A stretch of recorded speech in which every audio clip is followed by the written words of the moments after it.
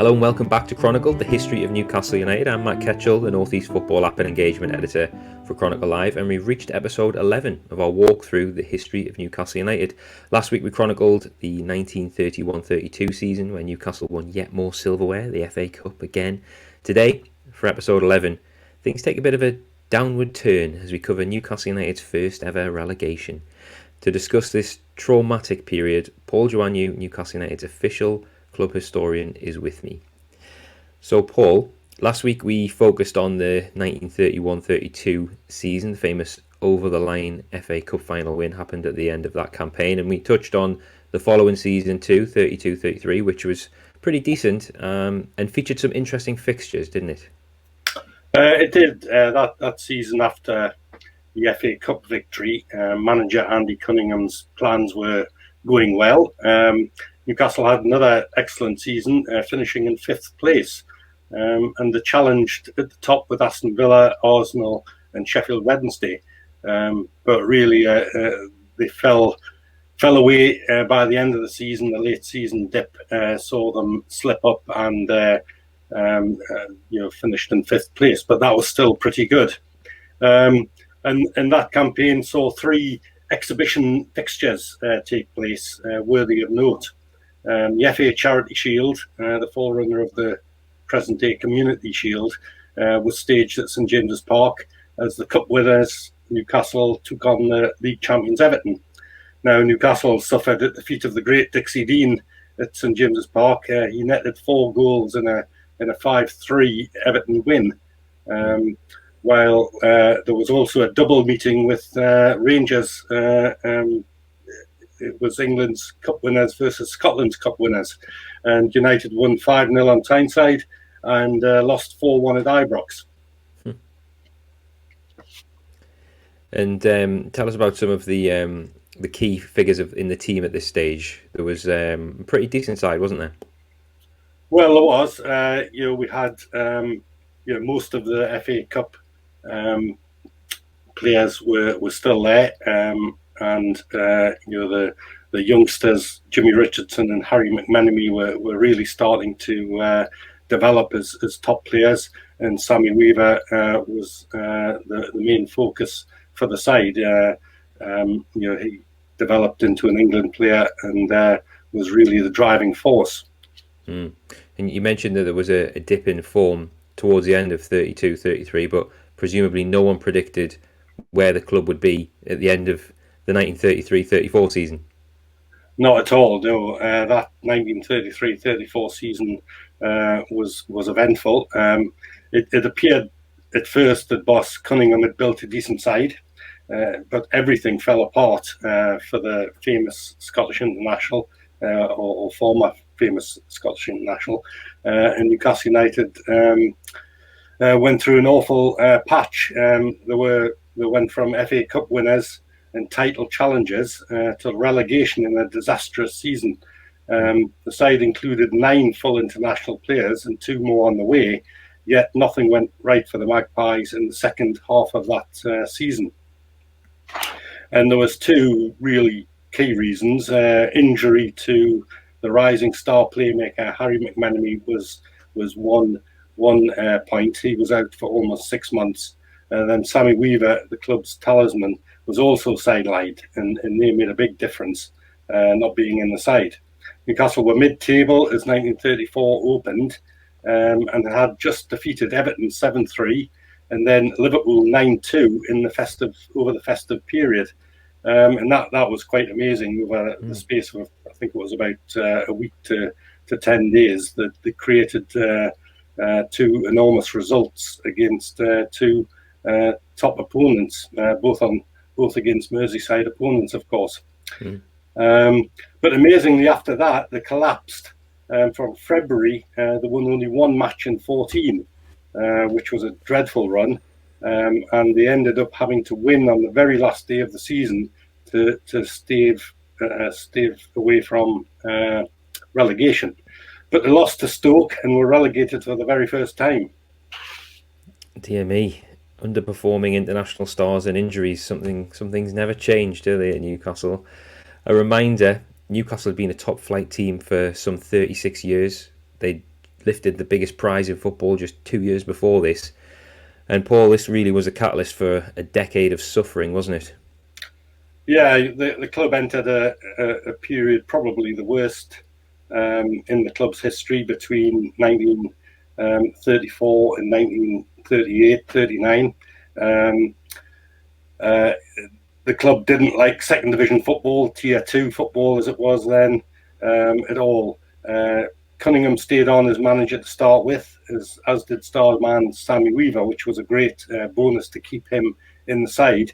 And the club's board brought in an ex-England centre-back, a chap called Tony Leach, who was capped when with Sheffield Wednesday, and also a new centre-forward called Jack Smith, who became a very good number 9, even though the shirt hadn't quite arrived, but was coming along very shortly. Mm-hmm. Newcastle were in fact bottom of the second tier during the very early weeks of the new season, and took time to adjust, playing the likes of Port Vale, Oldham and Plymouth instead of Arsenal and Liverpool and the likes of those clubs. Thankfully, they did recover, but finished well short of promotion. And it wasn't a shock when Andy Cunningham resigned at the end of the 1934-35 season, and a new boss arrived, a guy called Tom Mather, manager of Stoke City. Now, he'd done well with Stoke, getting them up in the very top level of the second division and promotion, but they were to soon. But he and Newcastle would soon lose Weaver, and that wasn't a surprise. He went to Chelsea for a big fee, back into the top level. And then worse was to follow a couple of seasons later, when Jack Smith, who had netted 73 goals in 3 seasons for United, he headed out too. He joined Manchester United, who were in the same division as Newcastle, but were to be promoted that particular season. Yeah, so they lost 2 big names, and that was another blow to the club at that time. Yeah, that's fair enough, really, isn't it? If you get stuck in Division 2, you're going to lose your big players. Are we able to put our finger on any reasons behind such a dramatic and devastating decade that followed? Well, I don't think there's one particular reason. There were lots of changes. The club was just coming to terms with having a manager, and Andy Cunningham was the very first manager. It started well for Cunningham, winning the FA Cup, of course, and doing well in the top level for a couple of seasons. But they just couldn't find the right formula for a sustained promotion bid. Tom Mather brought in quite a few new players. The dressing room was continually changing. In fact, the form was such that they almost headed in the other direction rather than being promoted. They tumbled down the league, and the third division north, as it was then, stared them in the face for the first time in the club's history. And they escaped by a whisker on goal average in season 1937-38. That was Newcastle's worst ever campaign. Yes, dear me. Who did the club turn to then in terms of personnel in a bid to try and get themselves out of this mess? Can you tell us about the 1937-38 relegation battle, which must have been a very stressful one for fans to watch? Yeah, well, Newcastle had brought in a big name, like they did quite a few seasons later when they brought in Kevin Keegan in a sort of similar position. They brought in England and Arsenal inside forward Ray Bowden as a new star, and he was a very famous Arsenal player during the Gunners' dominance of the top flight during the 1930s. Now, initially he made a difference, but then a succession of injuries rocked the side. Bowden was out for quite a few times in that season. They had 6 defeats in 8 matches near the end of the campaign, and sent the Magpies into a tense climax to that season.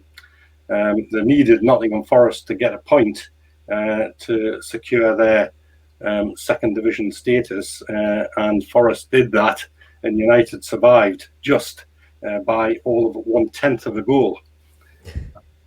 Yeah, it's amazing to hear that 1/10 of a goal. Can you just explain that? They obviously operated some sort of goal ratio, goal average system back then, didn't they? Well, for the majority of football, up to, in fact, 1976, goal average was used in England when clubs were level on points in league tables. And that means that the goals scored were divided by the goals conceded. And in 1976, it was changed to goal difference, as we know now.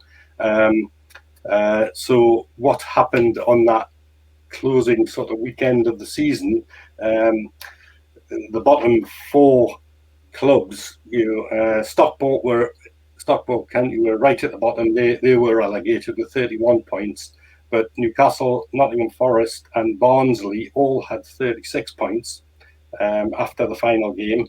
And the goal averages, Barnsley had 0.781. Nottingham Forest had 0.783, and Newcastle United had a little bit better, 0.879. So Barnsley were relegated, and Forest and Newcastle stayed up. And the differences between Newcastle and Forest and Newcastle and Barnsley were 0.096 and 0.098 of a goal, which is 1/10 of a goal. And that is how close Newcastle came to dropping into the third division north. And it's really only happened once. We were close again once before. We were close again come 91-92, but never that close. And we've never dropped out of the second tier of English football. So it was quite an end to that campaign, but Newcastle survived and marched on. Indeed. And what did this period do to attendances, Paul? I imagine gone were the days of 50, 60,000 strong crowds through the gates of St James's Park. Well, dropping into the second tier, attendances did fall, and there were really very, very low points. The home gates dropped to 3,964 against Norwich City and 3,867 against Nottingham Forest. Now, they were really very low crowds, but mainly the averages were much higher than that, into the up to 20,000 and the like. But fans still wanted to watch top football, and whenever the club faced a big side, and a typical example is they had a big FA Cup meeting against Arsenal, as I said before, the team of the era, and they played Preston as well, who were a very good side in the FA Cup, and over 60,000 turned up at both games. So they could attract crowds without doubt, but the fans wanted top quality football rather than second grade football. And obviously this period didn't last forever. What was the turning point for Newcastle? Well, something really needed to happen at St James's Park. By 1938, the club were at a low point, and the board of directors had to do something to make the club start to climb up again and to get back into the first division. They were desperate for that. And in the summer of 1938, they made a key decision. They appointed ex-FA Cup winner and title winner winger Stan Seymour to the board. And that was a big surprise, because Seymour was a bit of a critic of the club through the years after leaving. I think it was 1929 when he left the club. But he came back, and the club now had a very experienced man in the boardroom, when the boardrooms at that time and for many a year later contained very little men of pure football experience. Very few players became boardroom members at any club in the country. And Stan Seymour was a rarity, and that decision in time turned Newcastle United's fortunes round. Now, he brought a vast knowledge and football know-how to the club's management, and for 1938-39 there was a huge improvement. helped by two excellent purchases. Two more internationals, Harry Clifton, an inside forward, and Ralph Burkett, another forward, joined Ray Bowden. And to have three really quality players like that up front made a difference. And crowds returned to a degree. 64,000 saw a league clash with leaders Fulham. And everything was looking far better for the Magpies in that season just before the war started. Good old Stan Seymour. Of course, we spoke about him and his contribution to Newcastle's title-winning forward line in episode 9, and I'm sure there'll be more of Stan later in the series, no doubt, and probably his son as well, Stan Jr., who was later to become involved in the club. And of course, as we reach 1939, with Newcastle still in Division 2, that was all about to pale into insignificance as football would be placed on hold as World War II erupted, and on our next episode we'll cover that period in detail, so don't miss that when it comes out on Wednesday. And Paul, let's finish as we normally do with some bonus content for viewers on YouTube or on Chronicle Live's website. We have 3 images here to discuss. This one has formed our backdrop. Tell us who we're looking at here. Well, the 3 players are pictured in Newcastle's change strip, white shirts and black shorts. Now, they wore that rather unattractive kit for decades during the later years of the 20s, 30s, 40s, 50s, and even into the 60s. We've got Roddy Mckenzie. The tall guy in the middle is Alec Betton, who was a new signing centre-half, and the lad on the other side with the big mop of hair is the famous Sammy Weaver. Mckenzie was a stalwart. He played in the 1920s, the championship side, and went through most of the 20s and into the 30s. And Weaver, of course, as I've said many a time, was the real driving force of Newcastle United at that period in the 1930s. Amazing shot. It's to describe it, there's three footballers stood with their arms folded, or 2 with their arms folded, and Weaver with his arms by his side. They're wearing what looks like white dress shirts, sleeves rolled up, and the shorts very baggy. Could be bin bags by the look of things. Very creased. Incredible little look at the kit, or all white away kit. But yeah, smashing shot, and that's obviously in an away game. And we have a second image as well today. We've got Weaver here demonstrating his long throw, just as he's been from Newcastle. This is him at Stamford Bridge demonstrating his specialism to his new Chelsea teammates.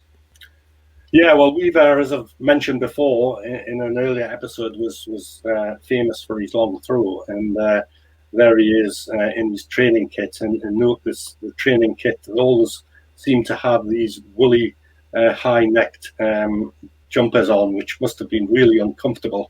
But he was a great expert at throwing the ball. And remember, the ball was much, much heavier, leather balls. And he apparently could throw that ball from the touchline into the penalty area on the penalty spot without any trouble whatsoever. So goodness knows how many goals came from that. And he's demonstrating that throw to his Chelsea teammates. And the first guy with the slightly receding hair is a fullback called Tommy Law, who played in the Wembley Wizards side for Chelsea. Amazing, yeah. And you can actually see the old dog track around Stamford Bridge, and right in the distance you can probably even make out the stalls there which the dogs would run out of. And he would have been their star signing, wouldn't he? Big money transfer from Newcastle, who were struggling in the second tier at the time. Yep, that's right. He did very well at Stamford Bridge right up to the Second World War, and then after World War II was associated with Mansfield Town for decades. And we do have one final image here, which is a very interesting one. This is from 1939, 4th of March, and Paul, I'll just describe it. It's an aerial shot almost of Newcastle players trotting out of a tunnel onto a pitch. There's actually hay being spread on the pitch. It might have been a frozen pitch that day. This was the 4th of March, and we're a bit undecided as to whether this is at St James's Park, or potentially an away fixture, aren't we? Yes, I'm pretty certain it is St James's Park. The 4th of March 1939 is the date of the caption, and Newcastle were actually playing away at Bradford that day. However, the caption may actually be slightly out, in so much that Newcastle played a home fixture against Tottenham on the 1st of March, and it could well be from that game. Now, Newcastle did have a tunnel which you came upwards, and the picture shows the players coming up an incline onto the pitch, right through the 1920s, or from 1905 right through the 20s. There was actually twin tunnels. The home and away tunnels came from the dressing rooms and onto the pitch. Now, there was quite a big gap between the two tunnels, and perhaps we're not getting a picture of the second tunnel.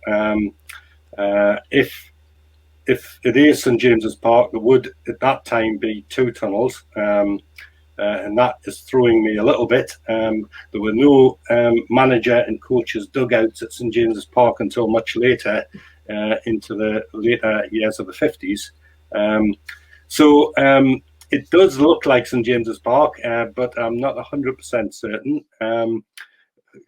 Throw it open to listeners and viewers. Perhaps does anybody know exactly when we changed from two tunnels to one tunnel? I have a good idea that happened round about the summer of 1956, when a lot of work was done on dressing rooms and a new entrance to St James's Park.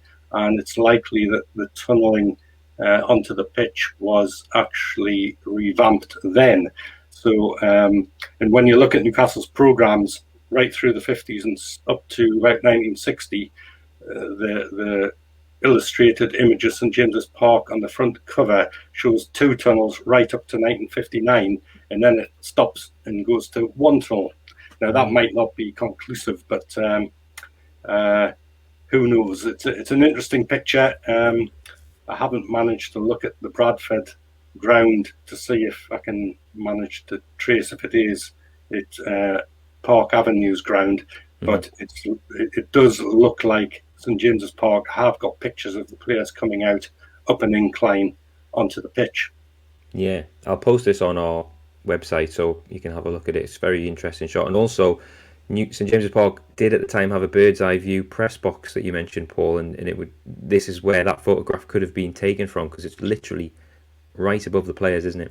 Yes, it could well be. The bird's eye press box was constructed when the ground was revamped in 1905, so it was right above there on the top of the old West Stand main grandstand, and you would get the perfect view from that position. Yeah, interesting. If listeners, you have any Newcastle United observations or history questions, then do email those to us at theEIBWpodcast at reachplc.com, or you can tweet me, as a couple of listeners already have. I'm at Ketchel on Twitter. Please subscribe to the Everything is Black and White podcast via whichever podcast platform you use. Follow Chronicle Live's Newcastle United channels on social media. We're at Chronicled NUFC on Twitter, Facebook and Instagram, and keep an eye out for new episodes of Chronicled, the history of Newcastle United. We bring these out every Wednesday. Lastly, stay up to date with everything black and white by subscribing to our daily Newcastle United newsletter. It's free. You get a morning news roundup, an evening news roundup, and breaking news as and when it happens, directly emailed to your inbox. I'll put the link to that in the show notes. Click that, scroll down to Sport, Newcastle United Updates, tick the box, and you'll be signed up for free. Thanks so much for listening.